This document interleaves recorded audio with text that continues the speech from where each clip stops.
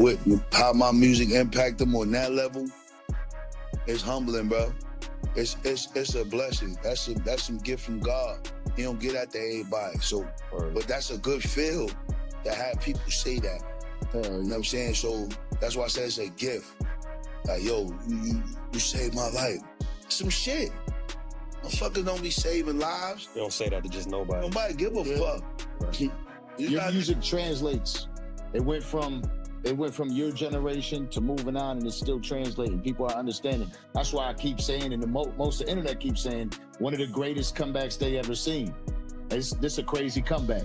You're outside every single day. Not just, I wouldn't say outside of it, you're working every single day, and people see that shit, right?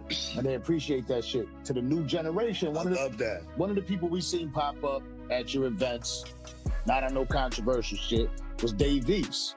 That's one of them young boys in New York that started, you know what I mean? Because we're used to seeing the Max, the Nas, the Jays, the 50s. Dave East is one of them new cats that are holding it down. And he, contrary to everything he got going on, he still came there, showed love. What does that mean to you to know that they're paying homage to you? That's love, bro.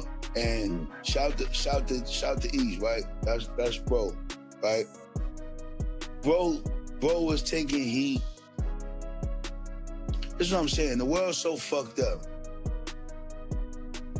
Do we even know what my music there for, bro? If I wasn't out, bro probably wouldn't be giving y'all what he giving y'all. So, why would he take heat? Cause he showed up to my event. Why would you not even show up to the event? I'm not giving you nothing but positive energy. You getting family. You see love. You see me. Like, what you going for? What you think you going for? I'm not going nothing. I'm not going for nothing but positivity. Dave East is bruh. That nigga grew up off my shit. I left 18 years ago. When I left, these niggas was 12, 13. Yeah. Wow. You feel You me? knew him prior? Wild to think about. I didn't know East. Yeah. I didn't know no motherfucking body. These niggas was 12, 13 when I left. Imagine that. Yeah. Who you was listening to when you was 12, 13? I'm talking about your artists, the niggas that was like, yeah, this is my shit. Yeah, for me, it was like the Jay, the Nas, you know what I mean? So imagine growing up years later, 20 years later, and you get to intertwine with them niggas on a whole nother level. Yeah. All you gonna be doing trying to show them niggas how much they shit impacted your life. Look what you did for me, bro. I'm getting money. Look, big homie. Homage. It's love. So, for a nigga like him to take heat, cause, you know, he wanna come pull up on his brother, some dick sucking shit, but we gonna keep it there. Just call it what it is. We call it a spade a spade. But do you slightly, because you're a faithful, like you're a loyal person, a faithful person, like when you fuck with somebody, you fuck with somebody. You know what I mean? I know for a fact. I fuck with his whole podcast. Yeah. Oh, yeah. Maino, my man. Fab, my man. East, my man. Jim was my nigga at one point. What the fuck is you talking? Yeah. These all niggas. My nigga. But Maino's saying he won't show up. You kind of understand his stance based on, because I look at you, right? Maino was with my brother in Kaksaki in the 90s, running around like fucking chickens with their head cut off, fucking shit up. Yeah. Me and Maino ain't just me. Maino don't even need to explain to nobody why he fuck with me. It is what it is. I'm a quality nigga. You either in it or you ain't. Who gives a fuck? Yeah. If you don't fuck with me, that's on you. Fuck do I care? Money, bitches, wife, who gives a fuck? I'm good. I'm straight. I'm not catering to no nigga out here, and I'm not chasing no nigga that don't want to be caught. This is the Max B Show. Come on. Welcome to the Max B Show. He said she was dead. He said she was out. I didn't even remember. This is crazy. That's what they told me. He said she was out. The internet kicked you off. I can't rap about it no more. But people don't know You see, both of us had different opinions, and I think it's dope that because I always feel like two things can be true at the same time. Right. Right? You felt one way, I felt another way. Right. You went to the party, but you had already had a conversation with Kevin. Talk about it. Yeah, I feel like I never was around him, Max. You know what I'm saying? Like, but we had our own relationship through who we know or whatever. And me being around Jim as long as I've been around Jim, and Jim being around my moms and my kids, and you know what I'm saying? Like, I gotta holler at Capo, like, yo, bro, how you feel about that? Because I got invited directly, like, you know what I'm saying? Like, so I'm gonna definitely have that convo with bro before I just pop up and he got to hear about it. Like, that's just me. No, it's definitely honoring that, though. And I think, like I was saying, like me and Fad was talking earlier, as individual men, we don't always have to have the same opinion, right? I felt like because of the relationship I didn't build with Capital over the last 5 or 6 years, that I just felt like it wasn't in me to go stand next to anybody he had an issue with or whatever, because the relationship is strong and it's past. Eventful week, man. What's going on, Mr. David? Running around, what's up? How you? Hey, you went to the party. Yeah. Oh my God. I did. You went to the party. I definitely did. Threw a party, yeah. Threw a party. I definitely did. Yeah. David came over. I definitely did. Y'all niggas is crazy. No, listen. Nah, I ain't gonna front, real man shit. Let's talk about it. I'm glad the brother got his freedom. Right. Shouts to 100%. Max. Right. You know what I'm saying? Fan of his music. He on Survival. He actually on my first album. But yeah, I'm glad I got to go, probably with him. Apparently, Max B has been doing his interview run, and one question keeps coming back up. He was asked about the backlash Dave East and a few others caught just for showing up to Max B's welcome home celebration, which was really just a dinner party when you break it down, but somehow it turned into a whole situation. Maino made it a headline moment by putting Jim Jones on the spot, straight up asking him how he felt about people linking back up with Max now that he's home, and we all saw how that played out. From there, it turned into this ongoing debate about loyalty, sides, and who's allowed to rock with who now that Max is free. That's where things started feeling funny to me. It almost felt like that old selective politics vibe, where certain people get a pass and others don't. And I gotta ask you, is that really fair? Or is it just power games at this point? What made it even crazier is how Dave East got pulled into this. Dave East comes from a younger generation, but he grew up on Max B's music. He didn't just listen from afar. He actually worked with Max early on and built a real relationship outside of Jim Jones entirely. So when Dave East stepped up and made it clear, saying he's not picking sides, that hit different. That wasn't disrespect, that was standing on his own path. And when he said it, I couldn't help but respect it. That was real grown man energy. With this recent interview, things finally shifted in a real way. For the first time, we actually get to hear Max B himself speak on the backlash Dave East was catching. Before this, we heard bits and pieces through other interviews, but nobody really went all the way in on it, and that felt very intentional. Now we're finally hearing Max's own thoughts, directly, no filters. This time, the interview was done in person, which makes it hit even harder. Big shout out to the platform that sat down with Max and got him to open up face to face, because that matters. A lot of people watching right now might not fully understand how heavy the Max B wave really was back in the early 2000s. And I'll keep it honest, I wasn't the biggest Max B fan myself back then, but I was outside when that wave hit and I saw it firsthand. I'm around Dave East's age, and that's important context. Dave East is from Harlem, I'm from Brooklyn, and trust me, that Max B movement didn't stay in one borough. When it hit everywhere, even Brooklyn. And Brooklyn doesn't just jump on anything. That's why this situation hits deeper than people think. This isn't just about one dinner or one appearance. It's about influence, respect, and history. Brooklyn is a tough crowd, no doubt about it. Brooklyn doesn't just rock with anything, and people who know that. But when that Max B wave hit, it didn't get ignored. It hit Brooklyn heavy, and that's a fact. So when Max B says Dave East was basically raised on his music, I get exactly what he means. That music had real impact, real influence, and it helped shape where Dave East ended up. Because of that, It only makes sense for Dave East to show up and salute Max at his welcome home event. And let's be real, who is anyone to judge Dave East for that? If Max B played a real role in his journey, then paying respect isn't disloyal, it's solid. That's why I understand where Max is coming from 100%. He's not reaching, he's speaking from experience and history. But now, let me ask you something real. When it comes to loyalty, where do you draw the line? Coming from Brooklyn, I understand how deep politics can run. So is Jim Jones wrong for wanting people to take a stand with him? Or is that just how street codes work? A lot of people forget this part. Street culture isn't just about sides and noise. It's built on morals, principles, and long memories. And once those lines get crossed, things don't get simple anymore. A lot of people only want to focus on the reckless side of coming from the streets, and that's the problem. They ignore the morals and principles that always came with it.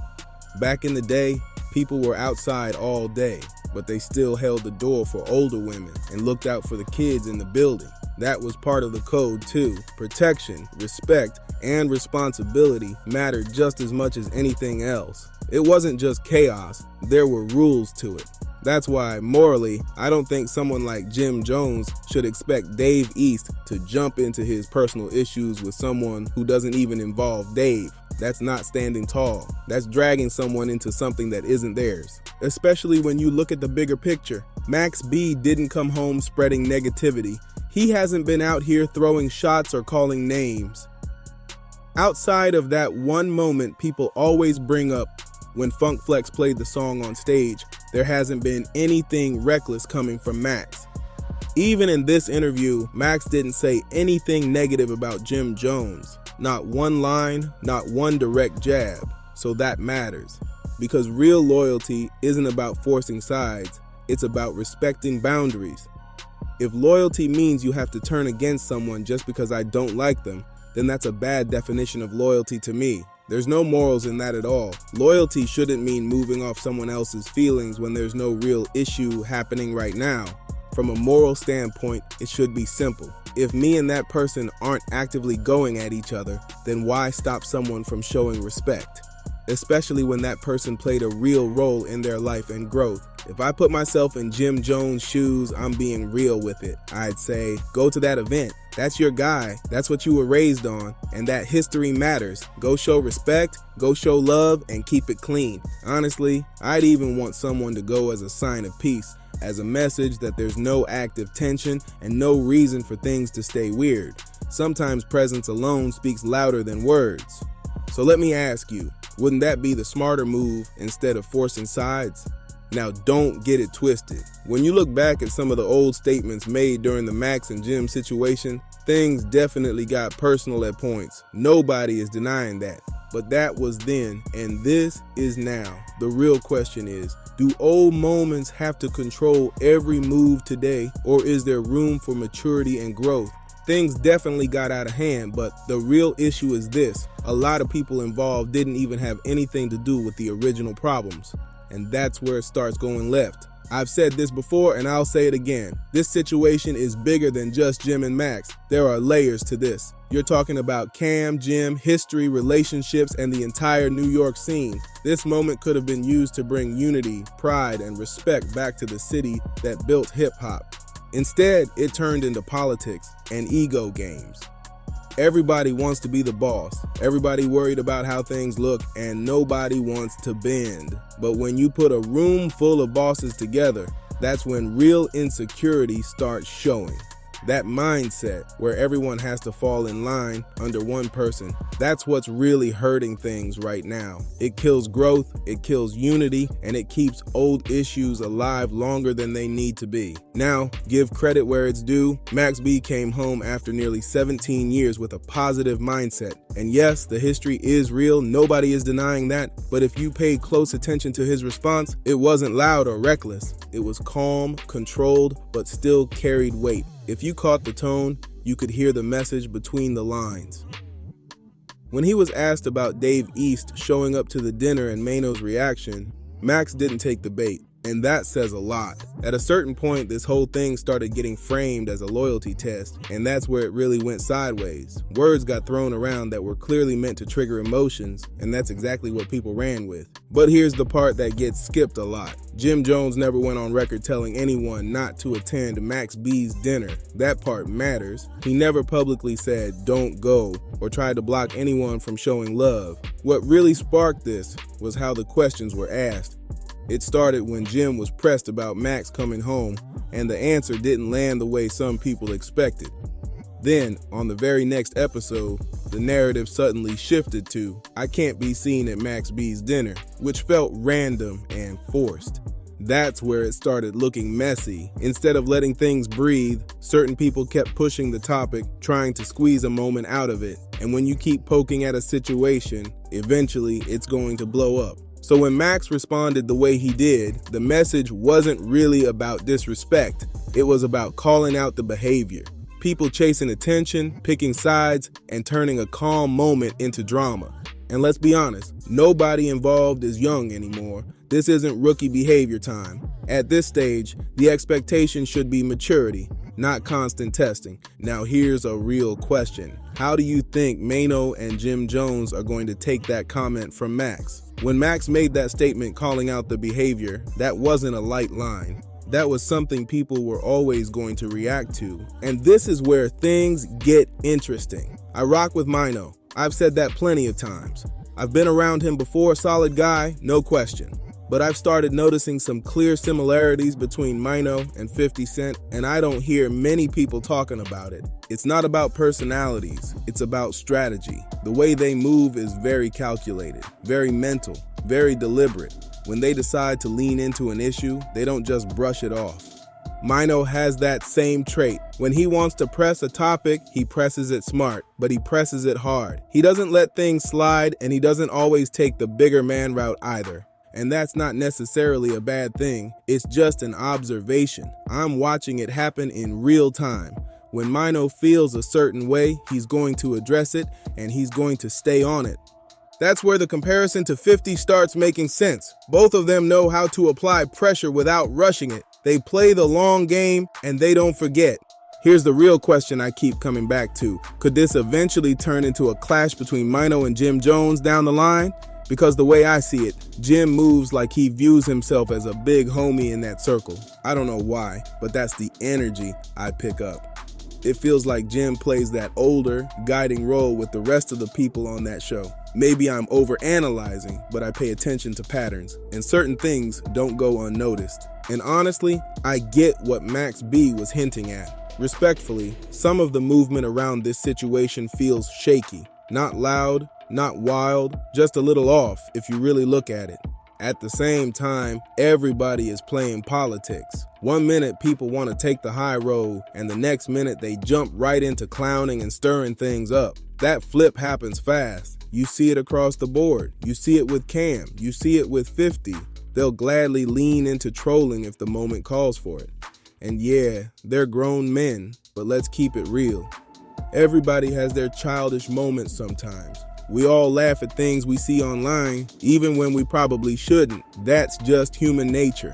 But here's the bigger point. When jokes, politics, and power plays mix, lines start getting blurred, and that's when small tensions can turn into real rifts.